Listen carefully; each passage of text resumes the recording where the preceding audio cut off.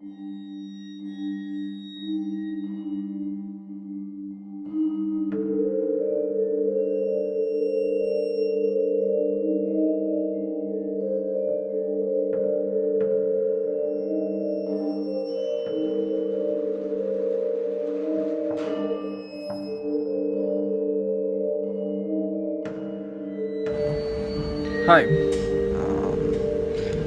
my name is Doc. If you watch the Man's Man series, you would know that I am the person that treated madness, which is very true. Brandon told me it's my turn to tell my story, to have my own movie of my own, and stuff like that, which I'm honored. So I'd tell my entire history, and then I have plans, and that is to try and find new ways to kill madness because I'm supernatural now.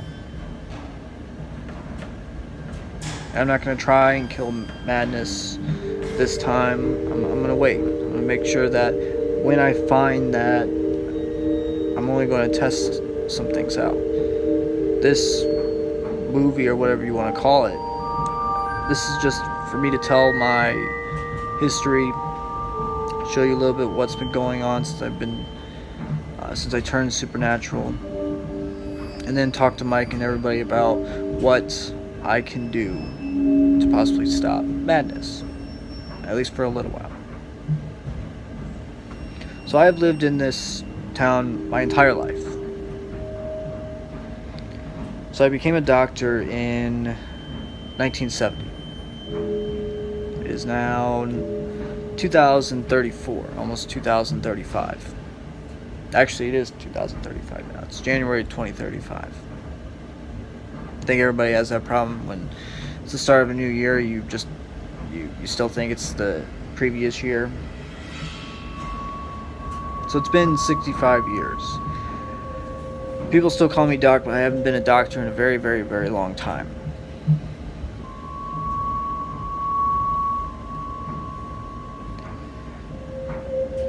So I've been a doctor for around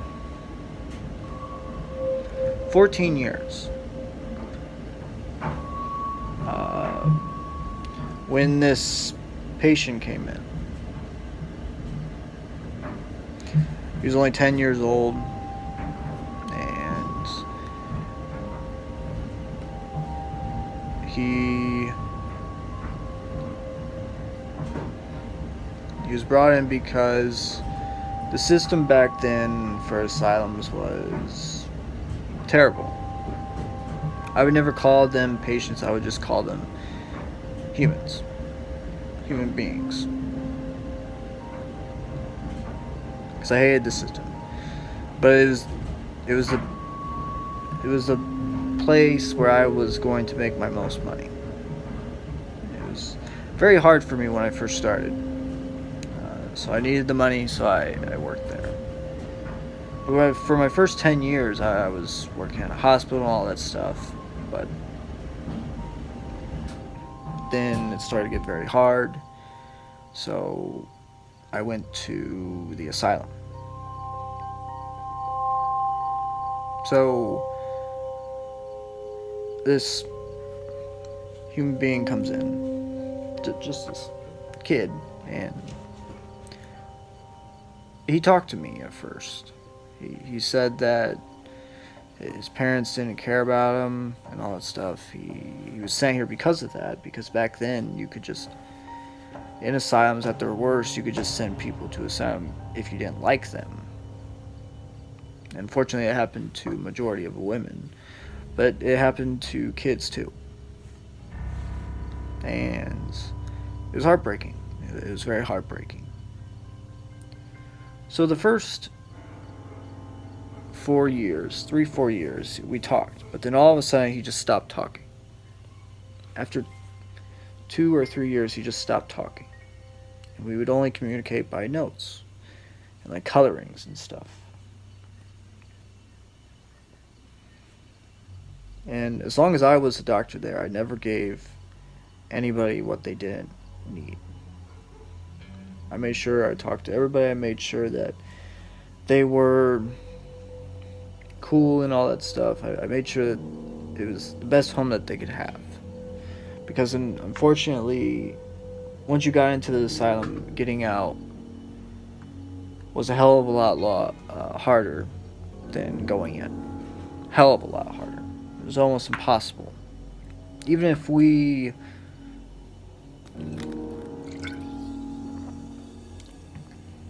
said, okay, they're sane, they can go, most of the time that wouldn't even work. So to backtrack a little bit,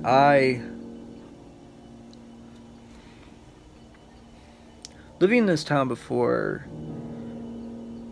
there were bunches of serial killers, stalkers, urban legends, cults, and all that stuff. It was very different. It was very, very, very fun. Being a kid growing up in the biggest city in the entire Midwest, basically, especially in Indiana. It was cool. Living in Horrifying Nights was really fun. Living in a neighborhood where every single house had a few kids my age was fun. It was like heaven on earth. And everybody stuck together until, we all had to go our separate ways. But even then, mostly everybody stayed. And I stayed in that neighborhood till I was 30 years old. And mostly everybody did. A few left every now and then, but for the most part, everybody stayed. That's the thing. Once you lived in Horrifying Nights, you never left because it was home. Once you lived in the house that you lived in, you never had to leave. And when I became a doctor, it was just awesome because I decided just to build an office in that neighborhood.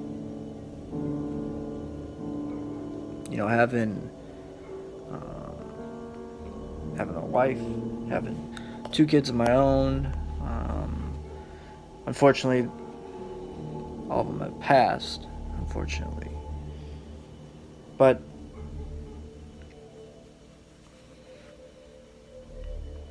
I'll never forget it. It was just so much fun. And then in 1975, everything started to change with some murders that happened. But 1984 is when my life changed forever. And that was because madness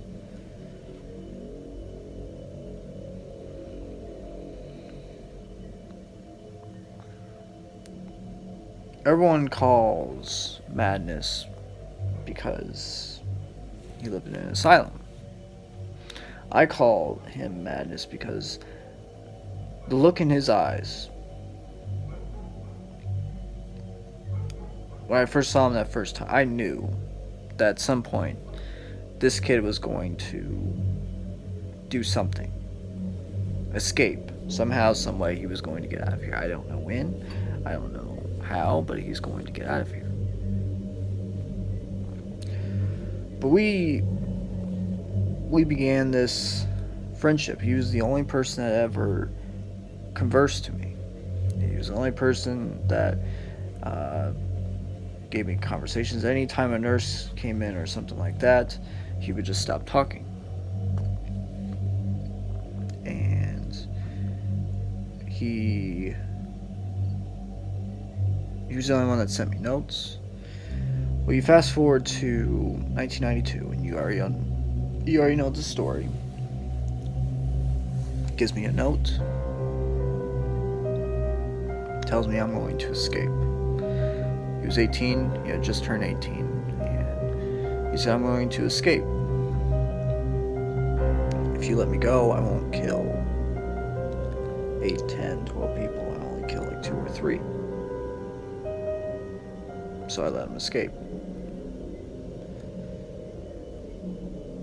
So after that happened,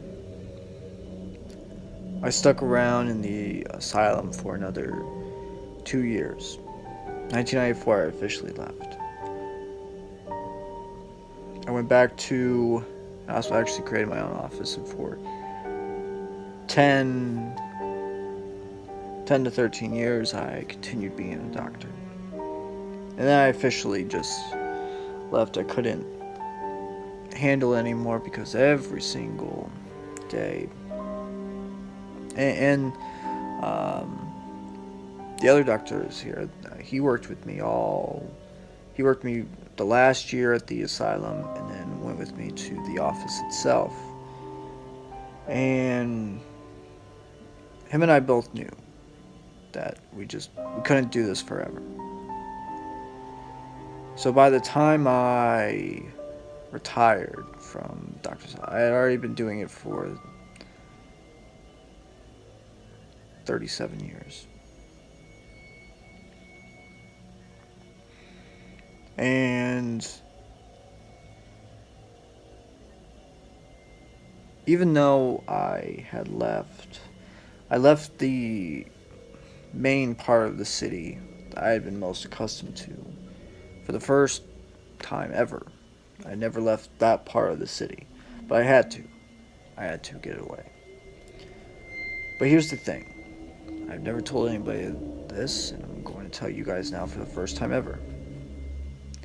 I had been keeping tabs near the asylum, near most of the serial killers' houses, since 1992. Because I knew madness was going to return at some point. I didn't know if it was going to be 1 year after, 5 years after, 10 years, 15, 20, or 25 years. But I knew someday he was going to return.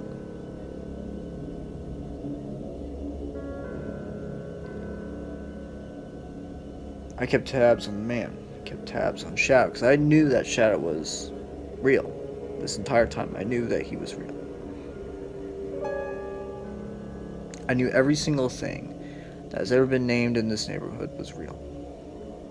Ghost, for the family's haunting, real. The urban legends, all of them are real. Serial killers, stalkers, mysteries, cults, all of it was real.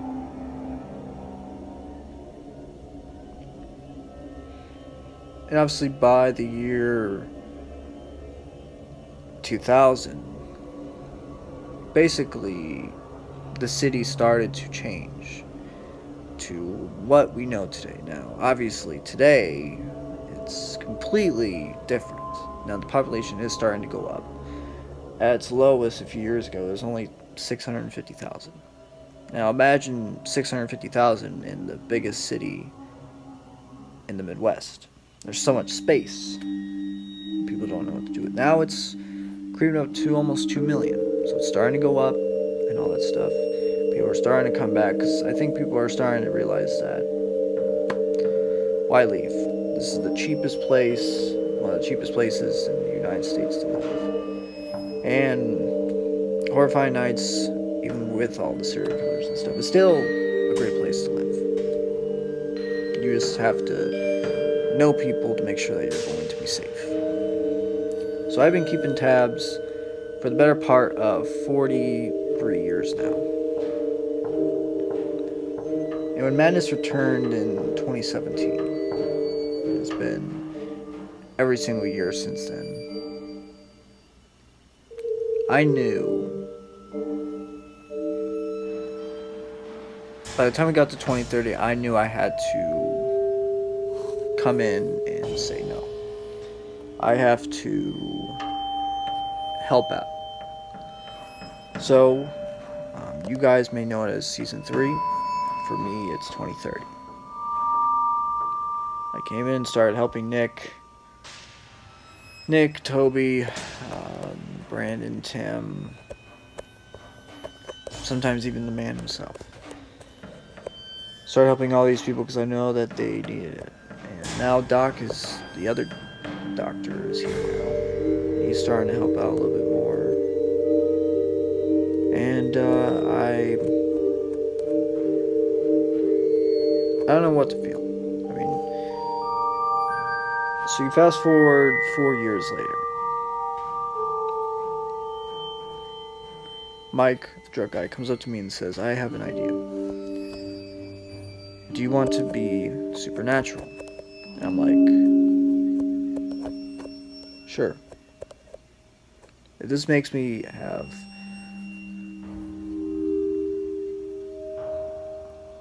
an edge over madness, sure. So he did it. And now I'm supernatural. And that's where I'm going to leave it. Here. So for the next, I don't know, I mean, Brandon told me, 30 minutes would be fine, 35 would be great. So for the next 15 to 20 minutes, I hope you guys enjoy yourself. Me talking to everybody about being supernatural, how I feel, and all that stuff, and what I want to do from here on out. What I want to accomplish and what I want for ideas to come up with to mess with madness and all that stuff. So I hope you guys enjoyed, me talking about my story and all that stuff. But yeah, so that is it. I guess I turn this off now.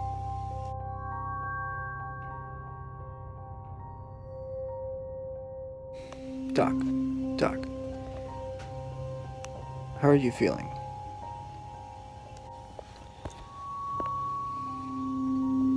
Different.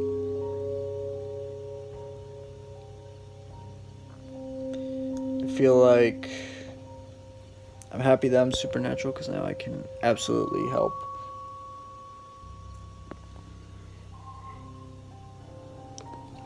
And all that stuff, but I do feel sick. I do feel like I have like the flu. Is that one of like the side effects of being supernatural? Yeah. One of the big side effects is that you will get sick. The first week that you are supernatural, I will help you out. There is a liquid that can, ease that and all that stuff. So I'll do that. But now that you're supernatural, now that I have everybody here, we need to start thinking. And specifically you, Doc. You need to start thinking of ways you want to get back at madness. Because even though I feel, and a lot of people feel, madness doesn't really want to hurt you, unless you stop him, he's just going to keep on going and going. And now that he's supernatural, he can go on forever. But you can also go on forever and make sure he stops. So, I want you to take the time to figure out, but before you try and figure out, we need to do an experiment. To make sure that you are at full power, we need you to go kill one of the cult members. If you do that, and you're trying to fight him and you don't lose,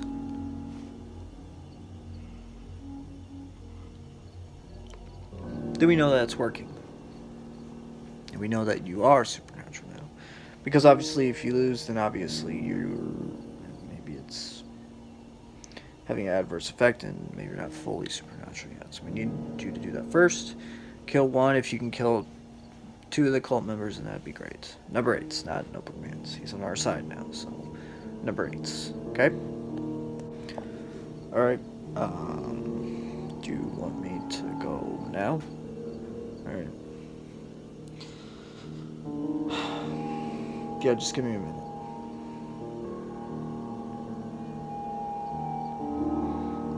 I hope this works.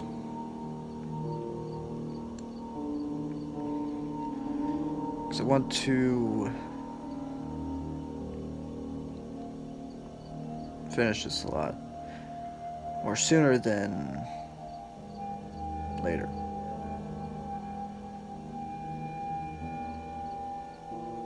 So I'm gonna do this, come back, and we can start thinking of things, and then get you guys out of here so I'm not taking too much of your time.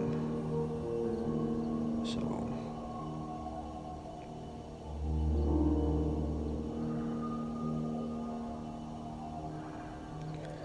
yeah.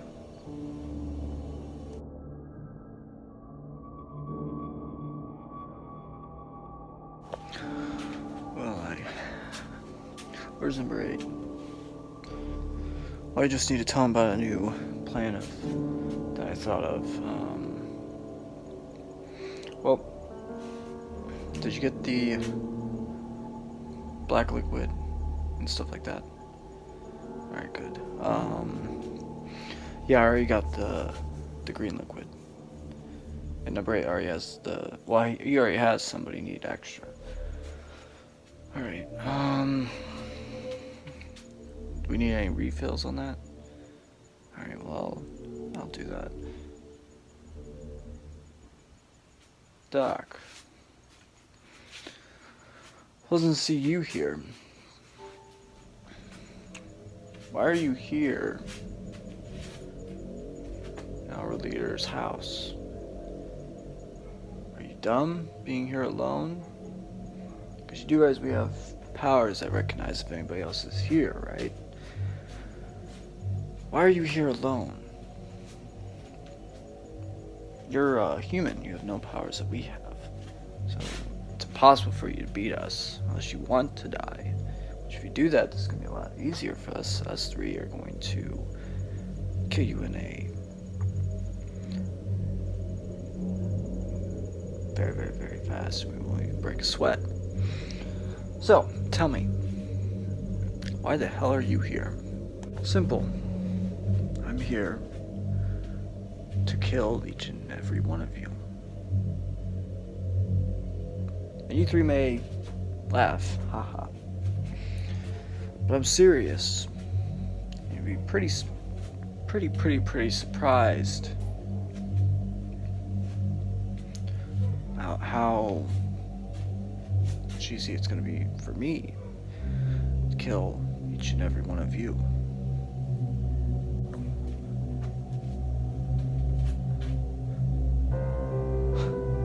This guy is crazy. I value your, confidence and stuff, but as our leader would say, you're a dumbass and you're dead. What the hell?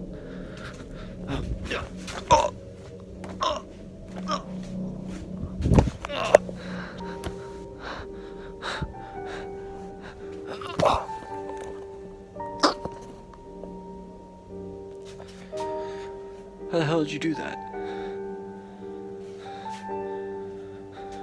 You go behind him.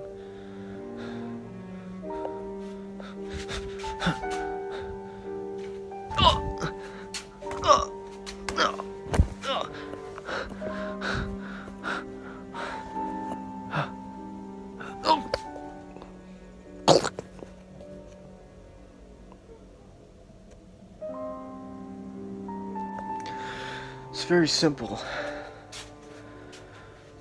You want some? Okay.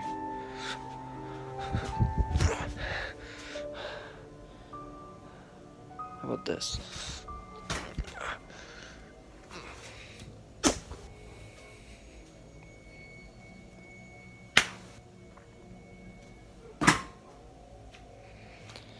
It's very simple, all of you. I know that you're still alive,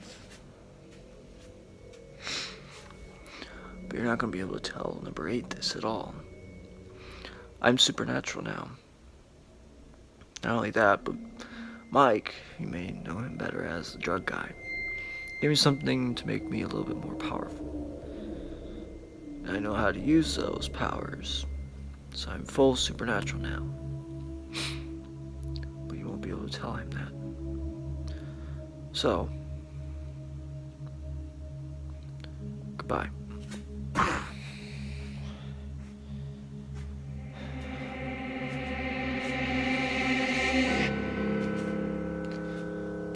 Mike, come here. I did it. So can we plan now? Good. Let's go back to the mansion.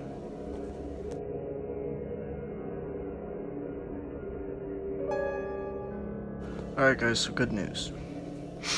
Doc went to number 8's house and killed 3 members. Even one more than I even wanted him to. We took them out with a lot of ease. So, the reason why we are here now is because we need to think of ideas. And Doc, I want you to come up with 2, and I'm going to tell you 2 of them that I think that you should consider. One of them is, now that you are supernatural, I can easily give you the invisible liquid, the gray liquid. And you can be invisible, but not only that, you can be supernatural as well, because you already are. And you will be able to be invisible for 1 hour. So that means you could put the purple liquid into his system, Madness's system. And you can, depending on how much you put in him, put him at the very least 12 hours, at the very most 2 to 3 months. And you can easily do that. That's probably the easiest one.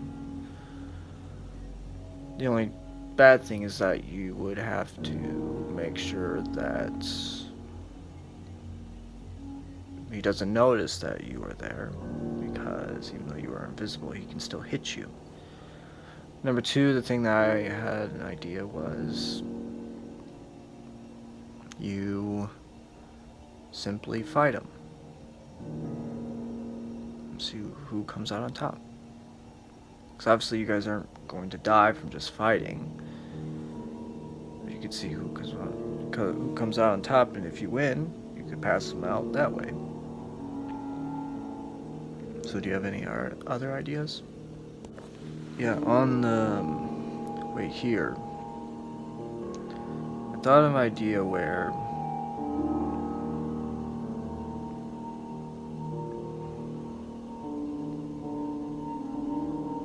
I could just talk to him.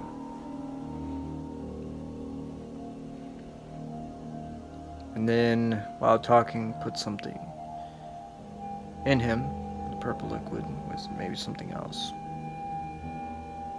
If he tries to fight me, then I can just use my supernatural powers to make sure he won't win. The other thing is,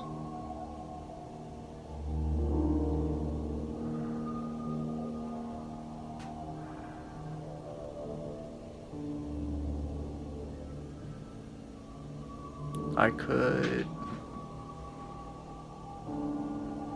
not only fight him, but maybe get myself and the man, both of us being supernatural now, could use our strength. Maybe even get Toby as well.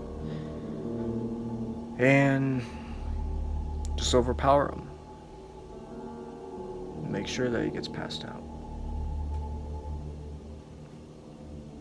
And make sure he will never mess with us again, at least in a quarter of a year to half of a year. And I could just build up while he's passed out, basically in a coma, basically a supernatural coma. I could build up my powers even more to the point where once he returns, then I can fight him and officially take him down.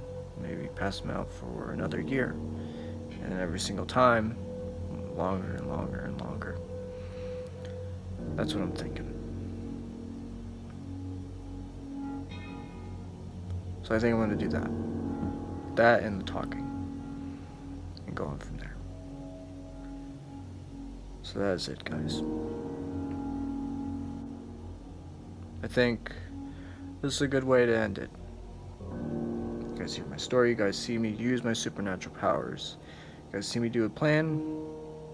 That's what Brandon wanted with this movie, so that's what I wanted. Short and sweet. So I hope you guys enjoyed this movie. As Brandon would say, make sure to like and subscribe. And whenever the next Madness Man episode is, I'll talk to you guys later.